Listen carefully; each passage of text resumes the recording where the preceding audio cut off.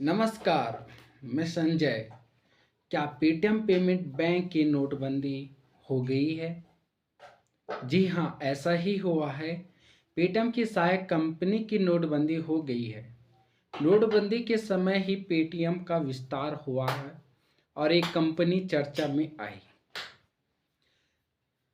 मगर reserve bank के आदेश के बाद उस पर तरह तरह की हदबंदी लग चुकी है। मॉडल अकाउंट से हर दिन लेन देन हुआ करती है। उसे 29 फरवरी के बाद अगर बंद किया जाएगा तो बचेगा क्या?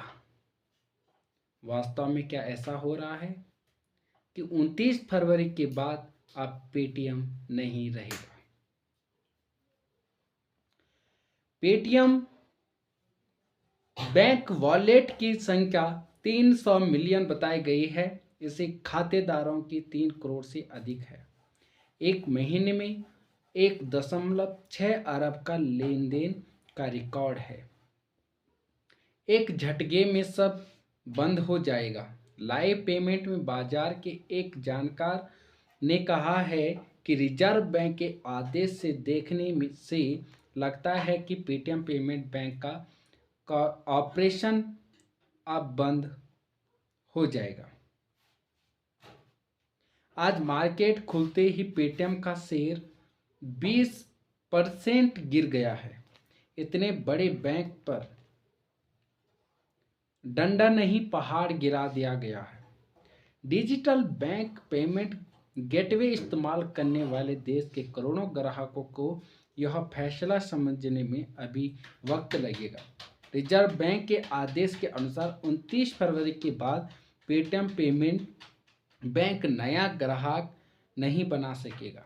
29 फरवरी के बाद इसके ग्राहक अपने खाते में पैसा जमा नहीं कर सकेंगे, फास्टैग में पैसा नहीं डाल सकेंगे, अपने वॉलेट में टॉप अप नहीं कर पाएंगे, लेकिन आपके खाते में अभी जो भी बैलेंस है उसका इस्तेमाल कर सकेंगे। आपके खाते में ब्याज भी आएगा और आप भुगतान कर पाएंगे।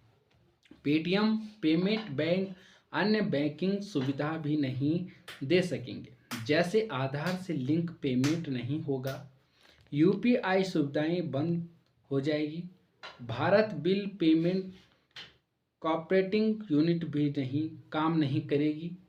तो बचेगा क्या? बस उपभोक्ता अपना पैसा निकाल सकेंगे जो अभी बचा हुआ है। इसलिए हमारा सवाल ये है कि क्या पेटीएम पेमेंट बैंक की नोटबंदी हो गई है? विजय शेखर शर्मा इसके चेयरमैन हैं। प्रधानमंत्री मोदी के प्रति अपने प्रेम के प्रदर्शन में प्रफुल्लित नजर आते रहते हैं। सरकार को विजय देशों की जरूरत नहीं थी, मगर विजय ने हमेशा ही समय समय पर सरकार के लिए विजय पताका लहराया और ट्वीट किया कि सरकार और सरकार की तारीफ की। तो अब हम 29 फरवरी से हम पेटीएम से लेन देन नहीं कर पाएंगे।